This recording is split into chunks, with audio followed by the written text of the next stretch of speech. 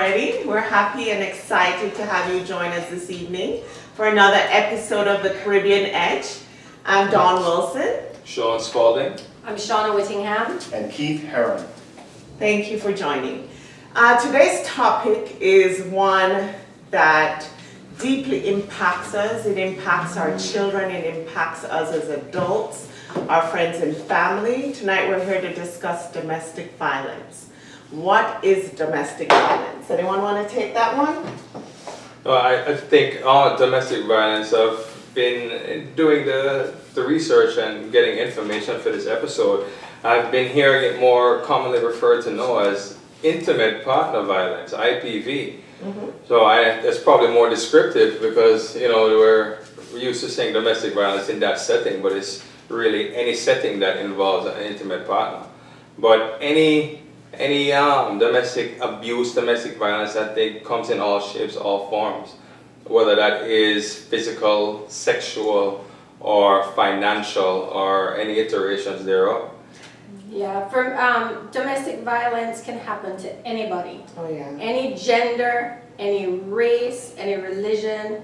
It doesn't matter how much money or how little money you make, you can be impacted by domestic violence.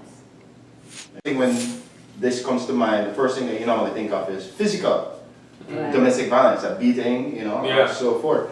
But it does it does rear its head in different ways. So and that goes to where a lot of people that are abused don't even realize that they're being abused because they've accepted it to some degree. And therefore, the big question and the most hated question for someone that is in that situation is why did you stay? Right. So from research or just personal experiences, do you have any insight on why people stay in these situations? it does overcome you in a way when it is physical and you normally channel inwards and think that's your fault. It does happen when it's also verbal and it's channeled inwards that you think is your fault. And that overcoming factor sometimes is what let it just fester and fester on. Keep going. Yeah. Why do people stay? You touched on it earlier, Dawn.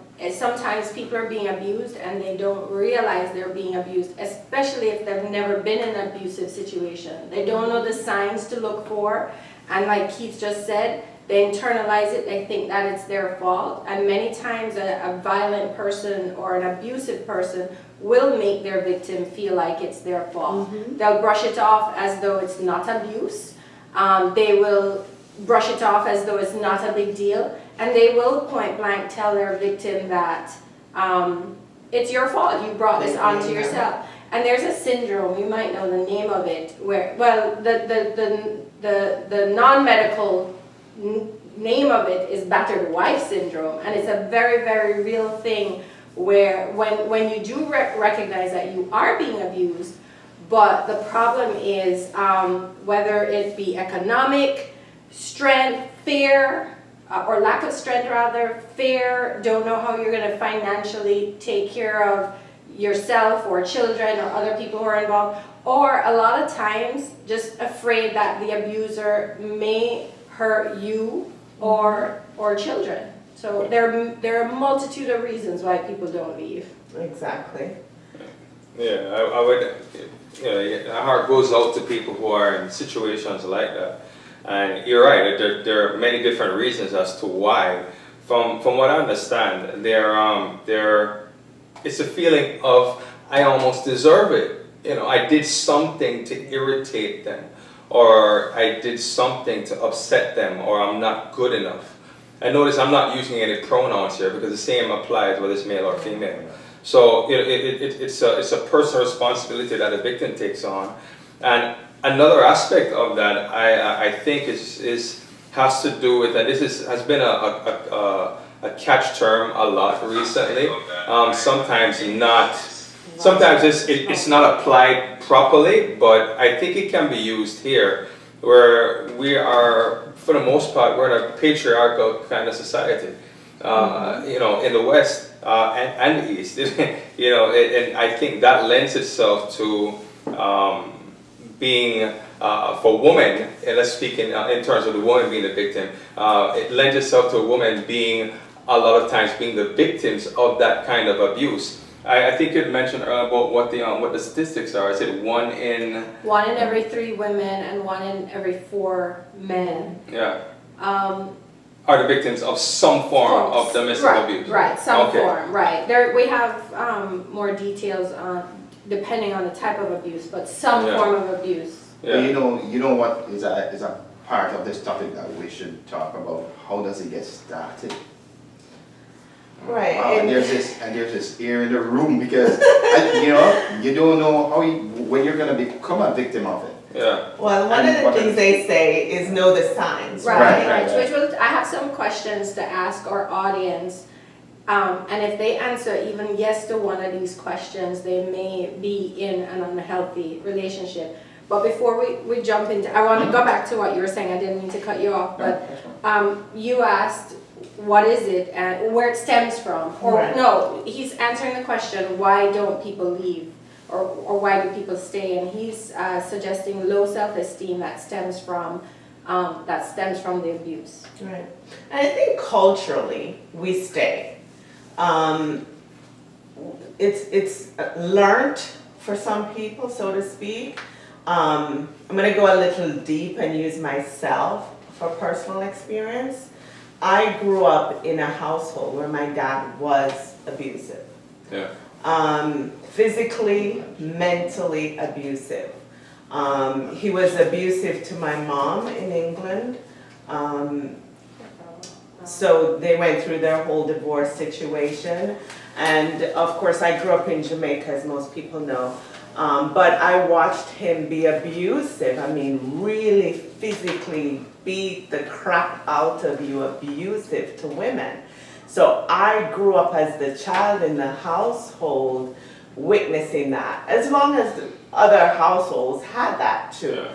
But strangely enough, like my cousins, 1 or 2 of them have accepted that from the men in their lives, while it did quite the opposite for me, where I said there's never gonna be a man that can put his hand on me, and I tolerate it. Right. So I grew a lot of strength from that, but I can't say everyone else does that, because a lot of people stay in that They because that's succumb what to they're used to, Yeah. culturally as well. Right. But like we mentioned earlier, any religion, any race, any culture, I don't know that it's true of any particular culture. I think it's just it's basically widespread. worldwide. But we have a very important question from Mr. Garfield Heron, who has chimed in. He would like to know, is bedroom bully considered abuse? Garfield, what's wrong with you? Okay, for everyone who is watching, who is not familiar with that term, that it's not necessarily a violent term. What it's I can't wait for you to explain this. Yeah, it denotes an aggressive sexual relationship, Yeah. but not one of abuse, right? So, I don't think bedroom bully would fall under the umbrella. But that does bring up a good point about That's another form. yes, because there is such a thing as marital rape. Oh yes, yes. You know, yes. so There's I- sexual. I think we brushed on that briefly in our topic when we went over rape. You guys, please go and view that one. It's on YouTube. Garfield, put down the drinks, please. I know when you come up, it's been rough and so So forth. Shauna went like this, emoji like this. You like how we're skating over there? That was interesting. So I think an important aspect of what we're discussing tonight, for me, is how does it impact the children in your household? So I personally feel that if you can't make that decision for yourself to go out, there's something in me as a mom that wants to say, I should be able to do it for my kids. Because the end result is it's not going to stop. The abuse never stops. and then your children are growing up in that atmosphere as well, and they may become subjects of that abuse. It typically happens. Yeah, here's why it's a zero tolerance for me, especially because of the children. All those reasons you just explained, but I also would not want it to perpetuate itself with these children seeing this behavior, seeing a parent, whether their father, mother, or significant other, accept this behavior, and then they think it's okay, and then they grow up doing it. Yeah. Because, did we talk about why people abuse yet? No, but that's You're talking about why they great time stay, to but talk not why about they why do. are they abusing? Why I do you personally think- think it's control. I personally think that it's to gain control. When somebody wants to have control over you for their own shortcomings, that is why they are abusive. I actually think I agree with you, but I think it goes almost to the cellular level as to why people abuse. And I'm speaking specifically of male on female, or even male on female abuse.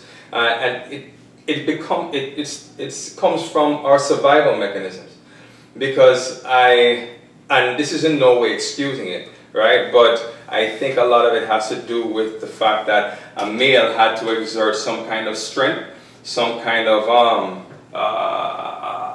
abuse in order to prevent other males from coming in and allowing them to be able to procreate with the female that he has. That wasn't necessarily called a wife then, but where it's a mechanism to foster their procreation and protect their ability to procreate. Well, you know what? It takes it back to real primal.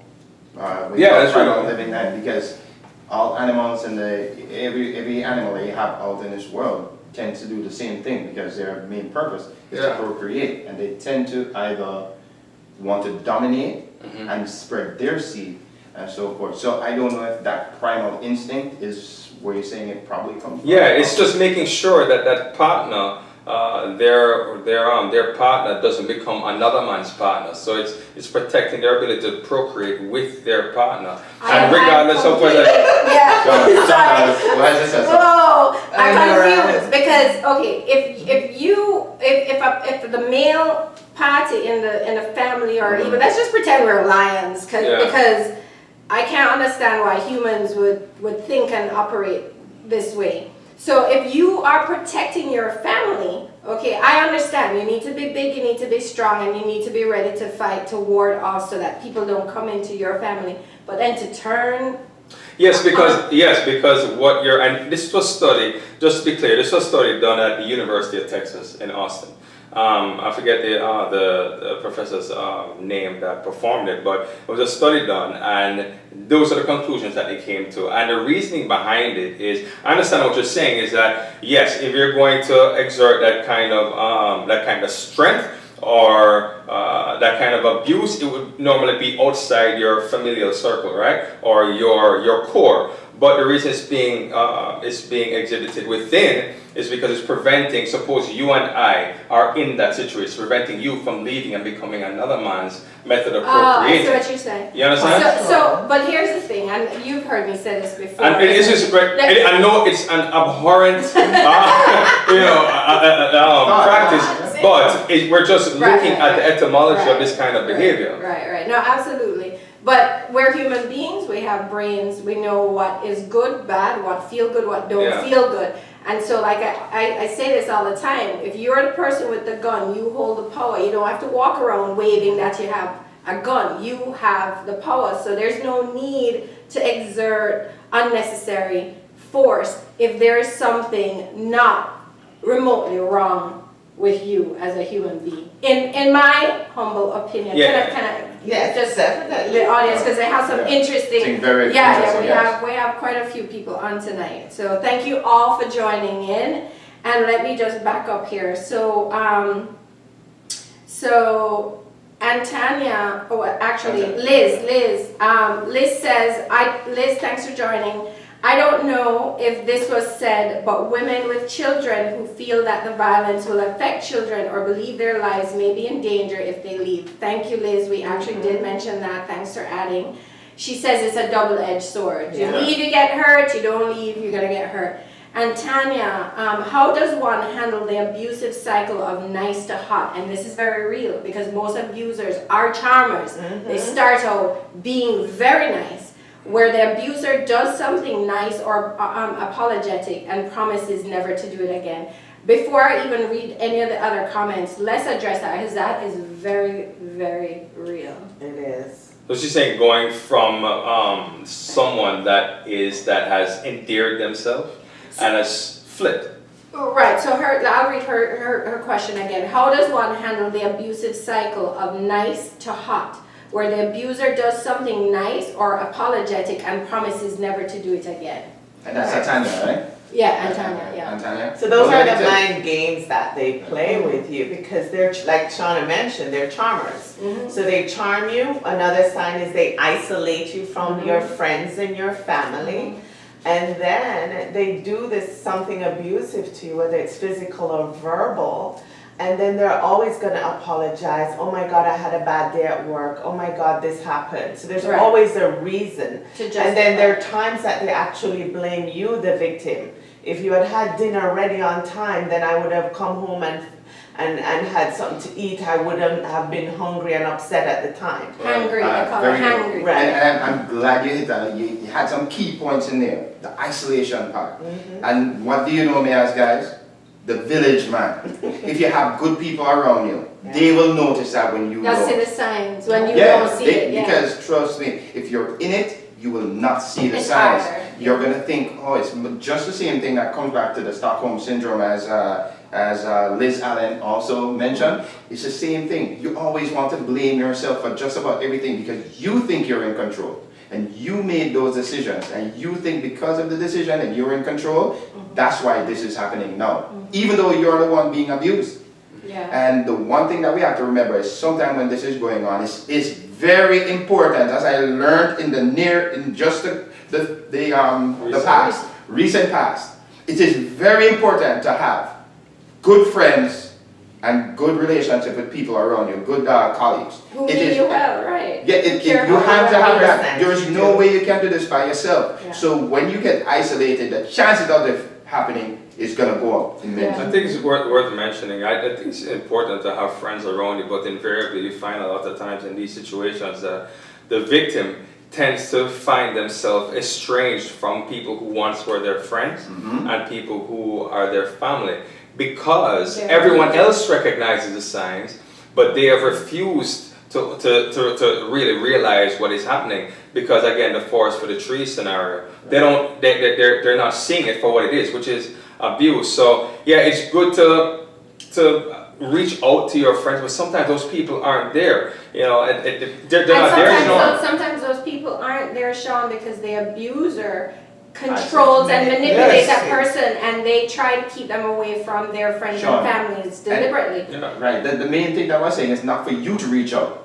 For That's them. why you need the village, Right. because the village intervenes at that time and says, Right. No, but I know what you're saying, but there are times where the friends butt in, and what happens a lot of the time? It gets Oh. worse. Friends, It gets worse. can make it worse. If that Exactly. person is not ready to make a move or even recognize it, like you're saying, Sean, it can actually make the situation worse. Worse. But Exactly. Amal had a question for you, Sean.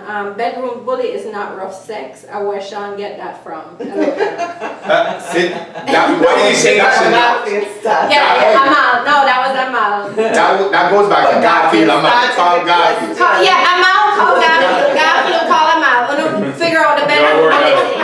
So some more from the audience, guys. All right. So and Tanya, Liz is saying, and Tanya, similar to the oh, you mentioned that already.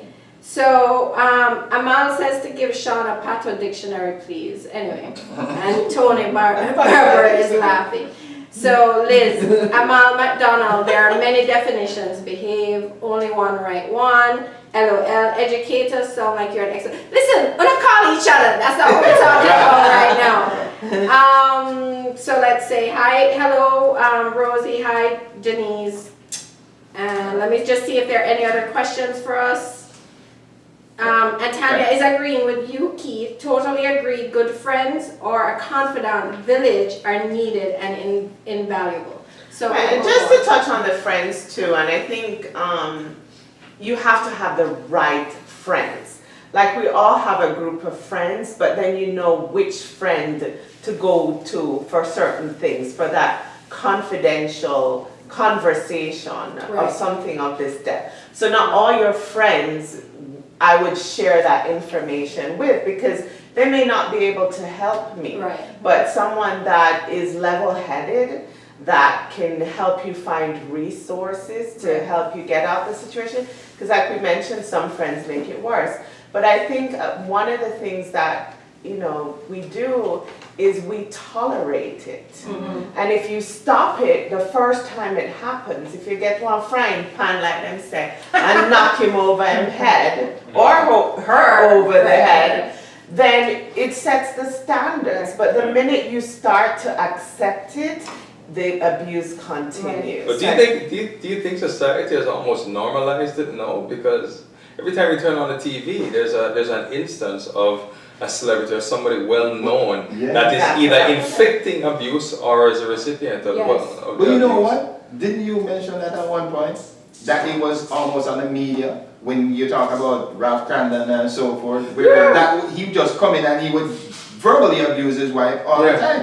Yeah. They would make One day, Alice, to the moon! Oh yes, I remember. No, we're I mean, that's abuse. You couldn't do that. No. We're inundated. We see celebrities, we see athletes abusing their wives in elevators, in the privacy of their own homes, every and anywhere. So what Did effect you- does that have? But did you guys? I shared with you guys the situation in Orlando yesterday, where the man shot 4 children, 2 of which were biologically his, the other 2, I guess, his stepchildren, and he killed the 4 of them, and he had domestic violence in his history, according to the records. And So that being said, we're focusing on spousal abuse and not domestic abuse to kids. That is a huge Oh, yeah. factor. yeah. That's my Huge concern, factor. major Sibling abuse concern. also. And it may not start Oh, out as yeah. abuse That on is a kid. domestic. It may start out as marital abuse between the 2 partners, Right. but it bleeds over into the kids. That which Right. is what happened there. You know, Right. it's like I'm taking the whole family out. But I don't know if you heard what Keith just said too, which is something we don't think about. He said sibling abuse. Oh, yeah. You can Oh, have a brother or definitely. sister or vice versa That is abusing, adopted. right, adopted or even blood siblings, because they're growing up seeing this in their household. But just to share some stats with you guys, domestic violence is not a singular incident. It's insidious, it's an insidious problem, and it's deeply rooted in our culture, and these numbers will prove that. Every single day, 3 women are murdered by their current or former male partner in the US. Every single day, 3 women. And then, this other number I'm about to share with you is the number of women who have experienced physical, intimate partner violence in their lives. And we're talking over 38 million.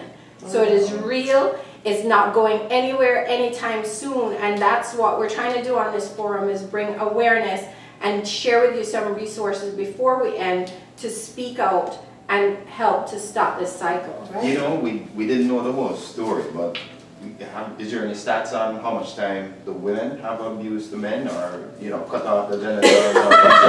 But it's 1 in 4, right? It's 1 in It's 1 in 4. It's 1 in 4. But the CDC does report 15 million children Yeah. are impacted by domestic violence as well. And Shauna, you touched on a great point too, where 70% of the victims are subjected to violence after they leave the relationship as well. So, you do have to plan correctly. An exit strategy, Yes, basically. you Yeah, do. you have You to have have to get plan. as far Yeah. away as possible. And there are resources. There are resources. There's 211, which we mentioned before in one of our previous shows, and they're a very confidential hotline that you can call. I believe it's available in some areas in Canada as well. Well, since you mentioned hotline, sorry Sean, I just want to give out this one, because if you're afraid that your internet usage is being monitored, so somebody abuse you and I'm gonna watch you online and what you're doing online too, there's actually a national domestic violence hotline that you can call, and that's 800-799-7233. and they have some tricky ways of diverting your abuser. But there are resources out there, they're easily Definitely. attainable, so definitely And check it out. We'll post We'll it. post We that can as add well. As usual with every topic, you know, there are different elements of that topic that come out that we didn't even think of also. Where this one, with domestic violence, there's a very striking statistic that struck me also was the fact that same-sex couples are at risk of having, well, not at risk, they suffer twice the rates of domestic violence, including sexual abuse, than opposite sex relationships. That's interesting. I wonder why that's. And that's, well, we're speaking primarily about male, and Okay. that's because, well, they're posit that Testosterone? they posit that there's added stress in a relationship like that because they are a sexual minority, right? Right. And So there's an added that's- stress Right. on top of general relationship stress. There's that added stress also. So that's one of the many reasons. But I found it, you know, that's Well, striking. you know what? That's that, interesting. That sets up itself for isolation too. Because Right. it is not out in the public, so you try to keep the hush hush on it, Yeah. even with the problems, as much as expressing yourself. So you can imagine the isolation part that we talked about to Right. really get. And then that leads to depression and, you know, Right, as we a brought up. slew of other things. Yeah. But since we're talking about categories or groups, women with disabilities are 40% more likely to experience intimate partner violence, especially severe violence, than women without disabilities. So I think it might be for a different reason than you just shared, but definitely the isolation, because with a disability, first of all, you're dealing with that in and of Yeah. itself, and then to have the person who's supposed to love you turn around and abuse you, but violently abuse you, you know, you feel like you have nowhere to go. Yeah. So Right. I say buy some shotguns and learn to shoot. Now they say, you know, research also shows that who we are is formed by the tender age of 6. So for people that have children that are observing this behavior in the household, my heart really goes out and stress the importance of at least seeking help for yourself and your children. That's critical. Absolutely. So Rosie wants to ask a question. She said, can't we detect these potential abusers during the initial stage of dating? The inability to communicate and or to communicate resolve concerns in a calm, respectful manner without escalation, eye-openers, frequent conflicts, etc. So she's asking if it can or cannot be detected before you get married. All right. So here's the thing, Rosie. How many people do you know when you do meet them tells you everything about themselves? Yeah.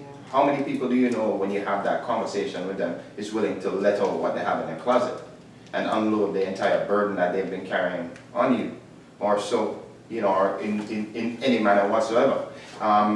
It is hard because they don't know you, they don't trust you, you know, and vice versa. You don't know them, you don't trust them, so you don't think it's pertinent to give them all that information based on you don't know how long this relationship is going to go or how far it's going to go, or so forth. So what you tend to do is you just give a little at a time. Some people flat out lie. Let's just Yeah. call Yeah. a spade a You make spade. it right. Some people, I mean, relationships have a honeymoon phase, and I'm not saying they're lying in the honeymoon phase, but an abuser or somebody with control issues who want to control and dominate, they're not going to be open and honest about that. They, as a matter of fact, they tend to be very charming until they get you where they want you. I was even trying to bring up the most optimistic way of thinking of it. Oh. And that was all I was hitting, because the other gamut can go anyway. Oh. Yeah, I watched one lady that was actually interviewed about being a victim, and she said, you know, he was a charmer, like we've mentioned, and 5 days before her wedding day was when he first hit her. And he apologized, all the signs, he didn't mean to do it, he had all the excuses in the book. She still went ahead and married him. And it was just downhill from there. He continued. So a lot of times people think you can change someone. You blame yourself for it. Some of the reasons we've already discussed here. and you just feel, especially if the man is the breadwinner in your family, then you start to get concerned about finances. Where do you go? You're embarrassed. You don't want anyone else to know that you're going through. You're ashamed, and so you stay, Right. and you become defeated internally, and so it's very difficult for people, because as women, we want to nurture that relationship, we want to progress, and then we start to blame ourselves for it, you know, and we want to love that person. We didn't enter the relationship to end it, so you find every reason to think that I'm going to change you. Here's my position as a woman. Sorry, go ahead, Sean. No, I thought every instance that comes up about recognizing the signs, there is you'll find some culprits, but there's a slew of people that exhibit those traits but are not abusive. Yeah. So the point I'm getting to is, I'm not excusing the ones who do. What I'm saying is, it's important to recognize the signs, but it's even more important to understand after it starts happening what to do. Right. You know, preemptive, I'd love to say that, you know, we can be preemptive and see it coming, but generally that's not the case. That's why they're that good. That's why they're able to get away with it, because they're able to mask these traits in themselves. They're able to come up with reasons or to legitimize them to the person. You have one where he's extremely jealous. Well, you know, somebody who wants that relationship to work so well is going to say, well, that's just because he really loves me. He's very jealous. He doesn't really see it that way. He's very controlling. Well, you know, he comes from that kind of culture. They He's make very manly. excuses for You know, they make excuses for it Machismo, but my thing is, until it happens. So when it happens, that really, I think the focus needs to be there. What do you do then? Are you going to give another chance? Because I don't know if you guys have the stats on that. No, but it's very rare that it happens and it doesn't happen again. Again, it's good. Once I agree with you. Yeah. I have some questions for the audience and for us to ask yourselves and figure out if you're in the right situation. But I do want to address what you brought up just from a woman's perspective. I take responsibility and accountability for what happens to me, right? And a lot of people think like this. However, so if somebody comes into my life and they are verbally or physically abusive, I take responsibility for it. I don't take blame for it. I don't say that it is right, that it should happen, that it's my fault.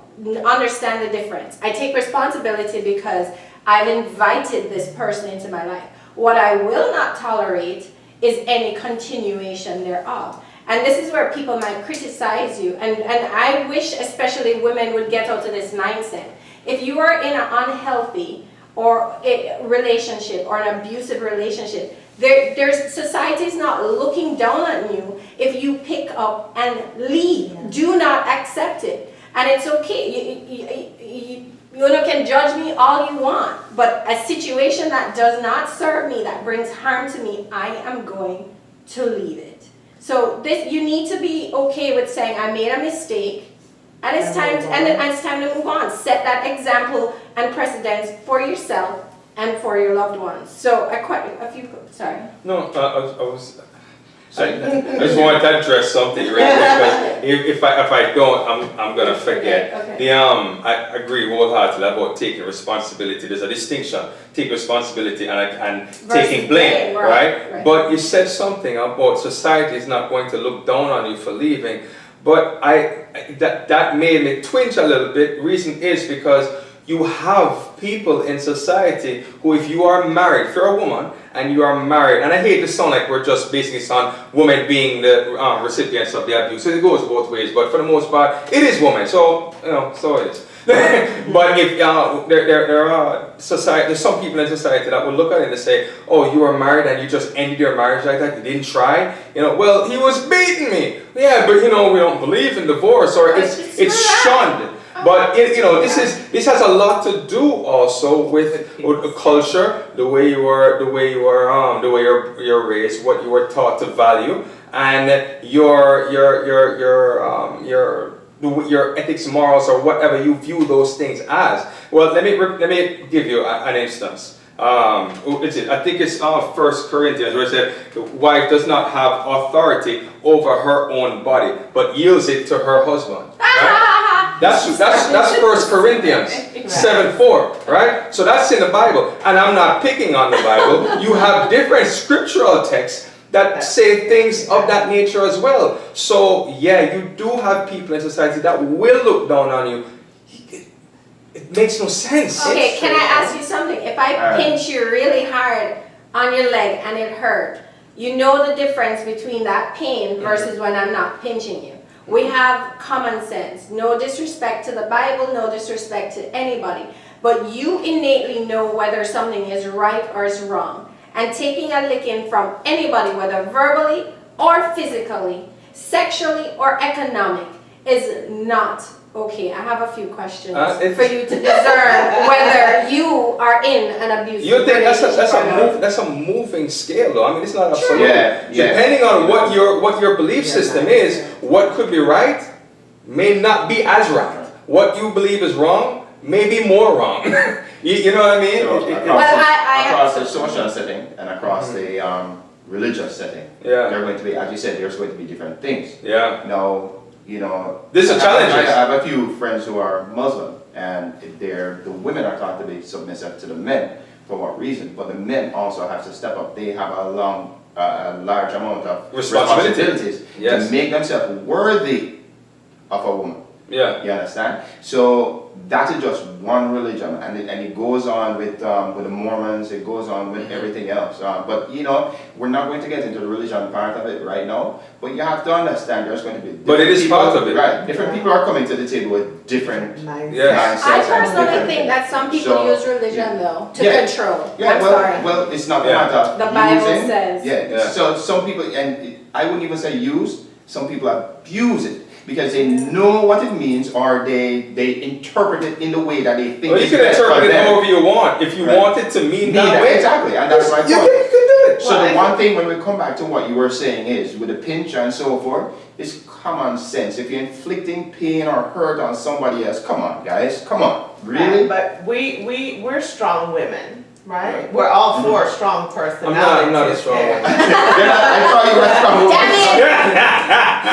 Damn it! So, it's quite easy for us to say we won't do it, we won't tolerate it because that's our mindset. But for people, like you said, that are in it, whether it's for religious reasons, their husband is the main provider in the home, they've tolerated it for so long because it happened gradually, and now they don't know where to go or how to get out of it. They've been isolated. I mean, we can't truly connect to that mindset. Like, my only connection to it is watching my dad do it to women and wondering why they couldn't get out of it, that they tolerated it for years, and I cannot understand that mindset. So I get what you're saying. You know who I feel sorry for though? I feel sorry for the people who end up in it from a woman's perspective quite often are people who don't know what it looked like. You grew up seeing it, so you knew you did not want that in your life. Mainly young women going from teenager to young adulthood, like a 22-year-old who's never seen abuse, oftentimes gets charmed into the absolutely wrong relasoship, and then this cycle starts, and it's so hard to come out. Go ahead. There is That's a question. this is a very involved conversation, but I wanted to address the whole common sense thing, right? Because I think there's a fine line between where we sit, where our mindset is right now, collectively, is that, yes, that's absolutely wrong, right? But there's a fine line between saying, well, come on, that you know it's wrong, and a fine line between then saying, okay, you know what? You know it's wrong, and you've been dealing with this for so long. You know, you deserve it. You know, you knew better. You know, but I'm saying there are people that think like that because it is, in their eyes, it is so blatant that if this is abuse, you are dying. your children are suffering. Your family is It's a no form of longer. separation. Why haven't you left? It's obvious. And then it starts to flip. You know, it's a fine line. You start to cross the line and say, you know what? You must be a fool. Or you almost deserve this. But let's look You at the know? source. The person who would say something like that. Let's look at that source. I think it's a person who is totally unempathetic to anything Oh, that's going on. naturally, yeah. Because this is the one thing that I say. As I say, I'm the village man. I love talking about getting our group together. But the quality within it is big. The commitment within it is big. All these things are very important. So the crew or the friends or whatever you want to call them that you have around you, if they don't have your back, they need to go. And they can Yeah. easily steer it on the wrong road. So some questions Exactly. for you. Does your partner ever do any of the following? And just be honest with yourself. You don't have to say it out loud, but listen closely and you be honest. Does your partner ever insult, demean, or embarrass you with put downs? Does your partner control what you do, who you talk to, or where you go? Do they look at you and act in ways that scare you? Do they stop you from seeing your friends and your family members? Do they control the money in the relationship? Do they make you have to ask for money, or do they refuse to give you money? Do they make all the decisions without your input or consideration of your needs? Do they tell you that you are a bad person? Do they act like the abuse is no big deal or deny the abuse all out? Or do they tell you it's your fault? Do they destroy your property or threaten to kill you or your pets? Do they intimidate you with guns, knives, or any other weapons? Or do they threaten to commit suicide or threaten to kill you? So those just fester on that. Yeah. Think about it. Those aren't the be all end all. But chances are, if you answered yes to even one of these questions, you may be in an unhealthy relationship. Great question, Sean. I like that. I want to go back to something Keith refers to as the village, which is critical. But on the other side of that, for that village, if you have friends that are abusing their partners, are you stepping up to the plate and intervening with your friend?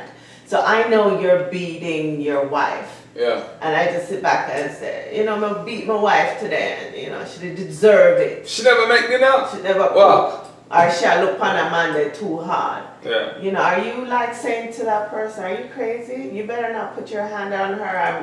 You Right. know, Or you laughing we it have off. to have those So relationships let me ask you with this, our Don. friends. And it goes for if you're a friend of the abuser or the abusee, Yeah. right? Right, because these things, I mean, oh my God. I mean, we tend to say, all right, let's not even look at the abuser. We're just going to help the person that needs help. Yeah. But the person who's the abuser sometimes needs Needs help that too. help. Just try to break that.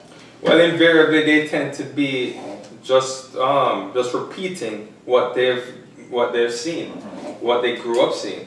You know, they did. So yes, Well, that person does need help as well. But I ask you this, Sean. Yeah. If it's your friend, do you just say, you know what, this guy's horrible. I'm not going to be his friend anymore. I'm gone. Or, you know, I But found if out it's about someone you this. care about, do Right, you try exactly. to make that person aware that That's he it. or she Right. may be an abuser? I said, go and say something. You have some sorrows to do. You have some roses to send. You have some things to mend. If I ever came to that situation where I would end a friendship because I know that my friend is abusing his partner, then I don't think I could end that friendship without approaching the person who my once friend is involved with. I'd have to look and see, you do realize that he's abusing you or she's abusing you, Yeah. and you need to leave, you need to get help, but you need to do it.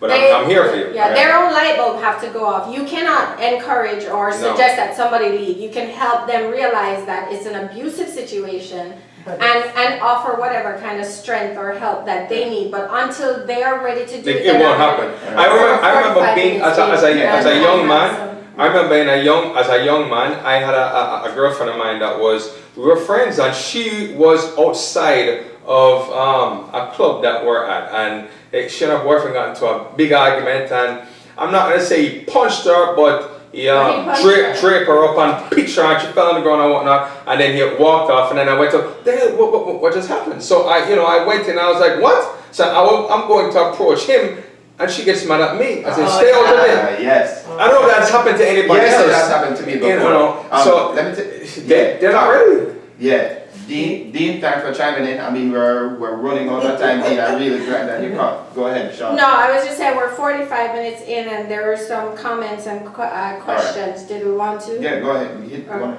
Yeah. hit Any something. key ones, yeah. Okay, so some people just agreeing with what we said. All right. In the meantime, we'll wait until you pick up. Yeah. All right. No, go ahead. Yeah. So one of the things I also want to hit on is we've been going back and forth on this, right? So intervention within the spousal abuse, intervention within the child abuse. Yeah. It's still domestic. Yeah. That now becomes even harder to get into. And it's harder to detect. Even Actually. let's say for instance you come into a relationship where that guy is abusing his kids that you are now dating. Oh. You know what I mean? Yeah. Who Oh, I do you wouldn't get in deem between that? in. You understand what I'm saying? Yeah. Suppose Well, you you start to report date it. a young lady and she's abusing the kids. That now is another one that is we didn't look at really in the show. But Yeah. that is It's a lot. extremely hard Yeah. because that is now an area that you have to find how am I going to get into to really impart some sort of love and care and a way of resolving this. And we that didn't even relationship. get into the court system and how the court system, Right. the minimal sentences that are out there for people that are truly beating someone practically to death, and they get released, and if there are children involved, they still have rights and access to unsupervised visits to children. I mean, we can go Putting them right on. back in the That's same danger Oh, area. yeah. And also when they're in the prison system, they're that kind of behavior exacerbates. They become even more bad. So Paula, thanks for chiming in. Paula says the spoken word, one of the first signs of physical abuse that will follow. So people tell you who they are, Yeah. right? They demonstrate who they are. It's just up to us to listen. People will treat you how you allow them to treat you. So That's dangerous. Garfield, I'm afraid to read Garfield's question. Let's see. Garfield says, what if you see the signs and do not say or do anything? Are you being polite or are you part of the issue? I think you were kind of addressing that. I'm not going to excuse it. I can't. It's almost like it's almost like I'm jumping off the subject here, but it's almost like somebody says a bigoted comment or a racist comment in front of you. Do you laugh it off? No, I don't excuse it. I'm gonna call it out. You have to. There is no excuse. You have to call it out. Somebody says, yeah, you know, we got into it. I punched him twice last night. Man, what? Sean, I'd like to address that. Quite simply, if you're around and Enabling. you're involved. You are. Yeah, If you're you right. hear it, Enabling. Yeah. You're You're part of involved. it. Absolutely. then we don't have to beat around any bush. If you hear it, see it, it's in front of you somewhere, you're now involved. And So- how you act upon it should be appropriate. So we are 50 minutes in, so how do we? It's still not enough time. Yeah. And I know we'll probably address this topic as well, so we're definitely looking forward to your comments. We know, so keep them coming in even after the show. One of the touching things for me personally about the Caribbean Edge is just being the voice of the unspoken, raising these topics, addressing them, providing the resources even after the show, the helplines. And I know all of us are passionate about what we do on the Caribbean Edge. So I'm going to ask the panel what's deeply impacted you about tonight's topic, and what message do you want to give to our audience before you close tonight? Okay, all right. Go ahead. I will just swing it. All right, no, go ahead, Sean. You go. For me, it goes back to what we're about, which is educating and inspiring. And I hope out of this particular episode that we've inspired even just one soul to recognize if something is wrong, maybe reach out to one of the resources that we've put out there. And this problem is not one that is going to go away anytime soon, and it's not going to go away quietly. And the only way it will eventually go away is to bring awareness. So my passion with the episode today is that we've touched at least one person and will ultimately improve their lives. Thank you, Keith. All right, my thing is short and sweet. When you see stuff like this, you need to speak up. We had the same thing on mental issues, and we've been trying to get this stuff out that we've been dealing with. Everyone that has to do with a mental issue, spousal abuse, domestic violence, any issue that seems to be a very important topic, you guys need to speak on it. You can't just live by the wayside and keep distance. Thank you. I hope that we're able to shed light on the subjects that we're covering, but also so you don't take certain things for granted, because a lot of times we take certain subjects and we're like, oh, but that's obvious, everybody knows that. But there are different sides to it, there are different slants, there are different perspectives. So that's what we're here, hopefully that's what we're offering. You know, we're not trying to be an irritant, but we are trying to stir up the pot. We want people to talk about these subjects. Things need to be discussed. That's the first step. Before I hand it back to you, Dawn, I didn't get to everybody's comments, but we want from us here at the Caribbean Edge, thank you so much for chiming in, tuning in, sharing your feedback, asking your questions, and just watching. So I'm sorry we didn't get to every single comment, but we're glad you joined. Thank you, guys. And my final comment on this is the fear of failing versus the fear, or not the fear of failing versus what if I fly? What if I have a better life after I make the changes I need to in my life? So once again, thank you. We are the Caribbean Edge. Thanks for tuning Thank you, guys. in. We'll see you next See you time. next Remember time. to Bye-bye. subscribe, follow us on YouTube, Instagram, Twitter, Lick the like! and share. We'll see you next week. Thanks again. Good night.